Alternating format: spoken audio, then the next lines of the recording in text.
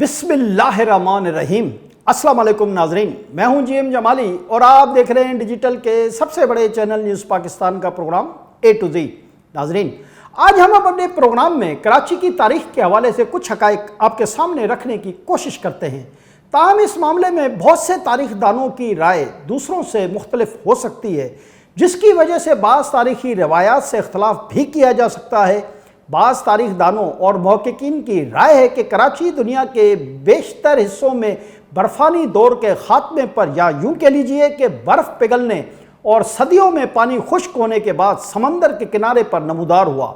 इसी वजह से आज भी कराची में बहुत से ऐसे जज़ायर मौजूद हैं जिनके चारों तरफ समंदरी पानी है। कहा जाता है कि कराची का वजूद सिकंदर आज़म के दौर में भी था, जबकि कराची के इलाके मलीर की तारीख भी सदियों पुरानी है। तारीख दानों के मुताबिक मलीर वादी की तारीख कदीम पत्थरों के वस्ती दौर से शुरू होती है। ताहम 326 कबल मसीह में जब सिकंदर आज़म का जनरल नेरेक्स बरे सगीर पर फौज कशी के बाद कराची के करीब जज़ायर में क़याम पजीर हुआ था, तो उस वक्त कराची का नाम करो काला था, जिसका मकामी ज़बान में मतलब वागो यानी देवता के हैं। जनरल नेरेक्स ने अपने क़याम के दौरान इसका नाम तब्दील करके अपने बादशाह के नाम पर सिकंदरी जन्नत रख दिया। इसके बाद भी कराची के नाम तब्दील होते रहे और मुख्तलिफ अदवार में इस इलाके को मुख्तलिफ नामों से पुकारा जाता रहा। जी नाजरीन, इलाकाई तारीख पर तहकीक करने वाले मुहक्किकीन के मुताबिक पहली सदी ईस्वी से 7वीं सदी ईस्वी तक कराची की बंदरगाह पर बुद्ध मजहब के पैरोकारों का असर रसूख मिलता है, जो बैरून मुल्क पंचशेल का नाम लेकर जाते थे। 7वीं सदी में जब ब्राह्मणों ने सिंध पर गलबा हासिल किया तो कराची की बंदरगाह को तबाह कर दिया और ठट्टा व हैदराबाद के करीब दीबल और भंभोर की बंदरगाहों को फरोग दिया।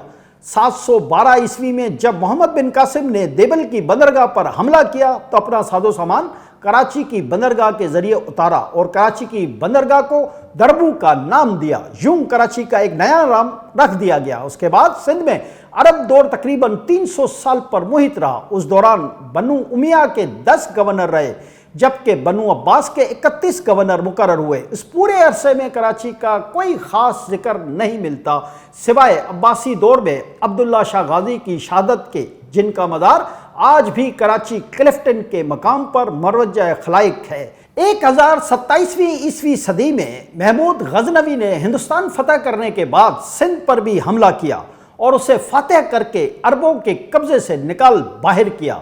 यूं 1194 ईस्वी तक महमूद गजनवी के ख़ानदान की हुकूमत चलती रही। 1194 ईस्वी सदी में सिंध दोबारा हिंदुस्तान की सल्तनत के ज़ेर असर आ गया और शहाबुद्दीन गौरी के बाद ख़ानदान गुलामान के ज़ेर असर चलता रहा। इस पूरे दौर में कराची के मज़ीद नाम तब्दील होते रहे। तारीख़ दानों के मुताबिक 1398 ईस्वी में सुमरो कबीला सिंध का हुक्मरान बना तो कराची भी उनके ज़ेर तसल्लुत आ गया। मुहक्किकीन की एक राय के मुताबिक सुमरो अरबी नस्ल कौम है, जिनके मौरस आला साहबी रसूल समरा बिन जंदब हैं, जबकि कुछ मुहक्किकीन की नज़र में ये हज़रत अली के फ़र्जंद हज़रत मोहम्मद इब्ने हनफिया की औलाद में से हैं, जबकि दीगर मुहक्किकीन की नज़र में सुमरो फर्जंदान ज़मीन है और सूबे के पहले बाशिंदे सिंध की औलाद हैं। जी नाजरीन, 1470 ईस्वी में समो जाम कबीले ने सुमरो हुक्मरानी और कब्ज़ा ख़त्म करके सिंध की हुक्मरानी हासिल की और 1521वीं ईस्वी तक हुक्मरान रहे। कुछ मुहक्किकीन की नज़र में समो कबीला सिंध का मकामी यानी समाट कबीला है, जबकि कुछ मुहक्किकीन की नज़र में समो जाम भी ईरान से आए हुए हुक्मरान थे। 1521वीं ईस्वी के शुरू में अरगोन ख़ानदान की हुकूमत शुरू हुई। अरगोन चंगेज़ खान की नस्ल से थे, जो खुरासान से होते हुए सिंध के शहर ठट्टा पर हमला आवर हुए और फिर सिंध फतह करने के बाद ठट्टा को ही दारुल हुकूमत बना लिया। 1554 ईस्वी में तरखान सिंध की हुकूमत पर काबिज हो गए। अमीर तैमूर ने इस कबीले को उसकी बहादुरी पर तरखान का लक़ब दिया था। तरखान दौर में कराची का नाम कराशी हो गया था। इस दौर में कराची की बंदरगाह एक महफूज बंदरगाह तस्वुर की जाती थी।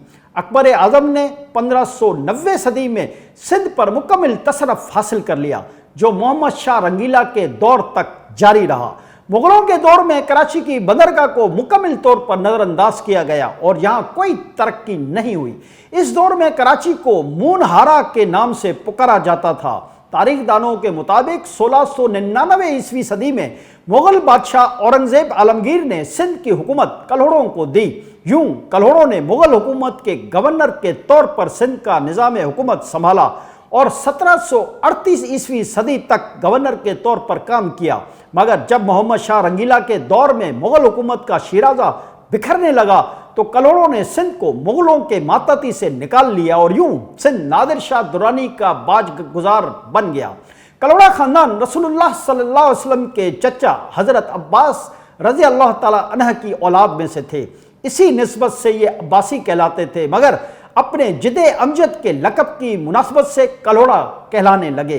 जी नाज़रीन, मुहक्किकीन के मुताबिक 1666 ईस्वी सदी में औरंगजेब आलमगीर ने खून बहा के तौर पर कराची को बलूचिस्तान के खान ऑफ कल्लात के हवाले कर दिया था और यूं कराची 1757 ईस्वी सदी तक बलूचिस्तान का हिस्सा रहा। खारक बंदर की कदीम बंदरगाह पर जहाज़ों के लंगर अंदाज होने के मसाइल की वजह से जहाज़ कराची आने लगे और तिजारत का रुख भी कराची की तरफ मुड़ गया, जिसकी वजह से लोगों को ख़ास तौर पर ताजरों की दिलचस्पी कराची की तरफ होने लगी। कल्हड़ों ने अपनी रियाया की हिफाजत के लिए 1757 ईस्वी सदी में कराची पर कब्जा कर लिया और अपनी हुकूमत कायम कर ली। कल्हड़ों के दौर में कराची को कल्लाचू जो गोट के नाम से पुकारा जाता था। कल्हड़ों के दौर में कराची में कोई खास तरक्की नहीं हुई और उस वक्त कराची की आबादी 10 से 12 हज़ार के लगभग थी। तारीख दानों के मुताबिक 1774 ईस्वी में कल्हड़ा खानदान के एक फर्द ने खान ऑफ कल्लात के भाई को कत्ल कर दिया, जिसकी वजह से कल्हड़ों ने भी कराची को खून बहा के तौर पर एक बार फिर वाली कल्लात के हवाले कर दिया। यूं कराची 17 साल बाद एक बार फिर खान ऑफ कल्लात की अमलदारी में चला गया। खान ऑफ कल्लात ने कराची पर कोई खास तवज्जो नहीं दी और हाकिम तक मुकर्रर नहीं किया। ताहम जहाज़ों से महसूलात वसूल करने के लिए एक कस्टम का ठेकेदार मुकर्रर कर दिया था, जिससे खान ऑफ कल्लात को आमदनी हासिल होती रही। जी नाज़रीन, तारीख दानों के मुताबिक मौजूदा कराची की बुनियाद 1729 ईस्वी सदी में एक हिंदू ताजिर बूझो मल ने रखी, जिसका खानदान और कबीला पहले खारक बंदरगाह के इलाके में रहता था, मगर कराची की बंदरगाह की अहमियत को समझते हुए कराची आकर आबाद हो गया था। इस जमाने में कराची को कल्लाची जो गोट कहा जाता था। इसके मकीन केमाड़ी, मनोड़ा और समंदर के साहिली इलाकों की हद तक महदूद थे और विंगोरा, बंदरी और कराचू कहलाते थे, जबकि Bath Island, Clifton, Gizri, Mahmoodabad, बंदूर कॉलोनी, आजम बस्ती और कोरंगी के बाज़ इलाके जज़ायर की सूरत में समंदर का हिस्सा थे, जो आहिस्ता आहिस्ता समंदर के पीछे हटने की वजह से खुश्क मैदानों में तब्दील होते गए और कराची शहर का हिस्सा बन गए। सेठ बूझो मल ने अपने कयाम के साथ ही डाकुओं से बचने के लिए शहर के गिर्द दीवार बनवाई और उसके 2 दरवाजे रखे। एक समंदर की तरफ खुलने वाला दरवाजा खारो दर, जो बाद में खारा दर के नाम से मशहूर हुआ, और मीठे पानी यानी लियारी नदी की तरफ खुलने वाले दरवाजे को मिठो दरवाजों का नाम दिया गया, जो बाद में मीठा दर के नाम से भी मशहूर हो गया। अहम बात यह है कि सेठ बूझो मल ने कराची को आबाद करके बाकायदा शहर की बुनियाद रखी और ताजरों को इस शहर की तरफ रागिब किया। 1783 ईस्वी में कल्हड़ों को तालपुरों ने शिकस्त दी और सिंध पर कब्जा कर लिया। 1792 ईस्वी में तालपुरों ने कराची पर कब्जे की नीयत से 2 हमले किए, मगर कामयाब न हो सके। तीसरी दफा फिर तालपुर कराची फतह करने पहुंचे और बड़े बड़े हिंदू ताजरों को खुतूत भी लिखे, जिनमें सुलह करने के बदले मुख्तलिफ बरात देने का वादा किया। पहले कराची वाले खान ऑफ कल्लात के पास पहुंचे और लश्कर भेजने की दरख्वास्त की, मगर खान ऑफ कल्लात ने अहले कराची की दरख्वास्त ये कहकर रद्द कर दी कि वो फिलहाल तालपुरों से जंग नहीं करना चाहते। इस तरह अहले कराची मजबूर हो गए कि तालपुरों से कुछ शराइत पर सुलह कर लें। इन शराइत में से अहम ये 2 शराइत थीं। कोई सिपाही शहर के अंदर दाखिल नहीं होगा। दूसरी ये कि जो हाकिम मुकर्रर होगा वो अहले शहर के मशवरे से इंतजाम चलाएगा। यानी 1795 से 1839 ईस्वी सदी तक कराची तालपुरों के भी कब्जे में रहा।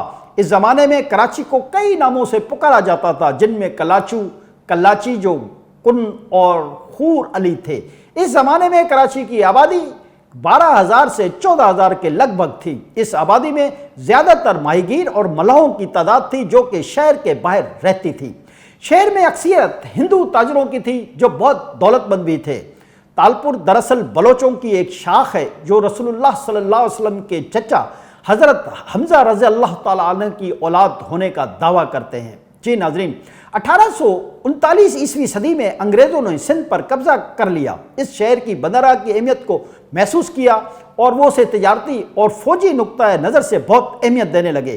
یہی وجہ ہے کہ سندھ پر قبضہ کرنے کے بعد انگریزوں نے فوری طور پر ہی سندھ کا دارالحکومت حیدرآباد سے کراچی منتقل کر دیا۔ پہلی اور دوسری جنگ عظیم میں اس بندرگاہ نے کلیدی کردار ادا کیا، جبکہ انگریزوں کے دور میں تجارتی لحاظ سے بھی اس کا کردار انتہائی بڑا رہا۔ اس کی ترقی کی صورتحال کا اندازہ لگاتے ہوئے پورے برِ صغیر سے دور اندیش تاجروں نے کراچی کا رخ شروع کر دیا اور یوں کراچی کی اہمیت میں اضافہ ہوتا چلا گیا۔ کراچی کی اہمیت کا اندازہ اس بات سے لگایا جا سکتا ہے کہ 1847 میں جنرل چارلس نیپیر، جنہوں نے سندھ فتح کیا تھا، اپنی الوداعی پارٹی میں کراچی کے حوالے سے کہا کہ ان قریب کراچی مشرق کی ملکہ ہوگی۔ انہوں نے کراچی کو مخاطب کرتے ہوئے کہا کہ جب تو اس بلند مرتبے پر پہنچے یعنی مشرق کی ملکہ بنے تو میری تمنا ہے کہ میں تجھے ایک بار دیکھ سکوں۔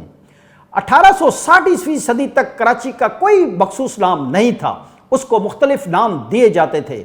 مختلف ادوار میں خط و کتابت کے دوران بھی مختلف نام دیے جاتے تھے، کچھ اسے کلاچی، کچھ کریچی، کچھ کرانچی اور کچھ کراچے ٹاؤن لکھا کرتے تھے، جبکہ ریلوے والے کوراچی لکھتے تھے۔ 1860 عیسوی صدی میں جب کراچی چیمبر آف کامرس کا قیام عمل میں آیا تو پہلی مرتبہ کراچی کا نام استعمال کیا گیا، کیونکہ تمام تجارتی اور صنعتی ادارے اس کے ممبر تھے، اس لیے بہت تیزی سے خط و کتابت میں یہی نام رائج ہو گیا۔ انگریز حکومت نے بھی بلا جھجک اسی نام کو منظور کر لیا اور سرکاری گزٹ میں اس نام کی وضاحت کر دی اور یوں سب کراچی کو کراچی لکھنے اور پکارنے کے پابند ہو گئے۔ آج کے لیے اتنا ہی۔ اگلے پروگرام تک کے لیے اپنے میزبان جی ایم جمالی کو اجازت دیجیے۔ اللہ حافظ۔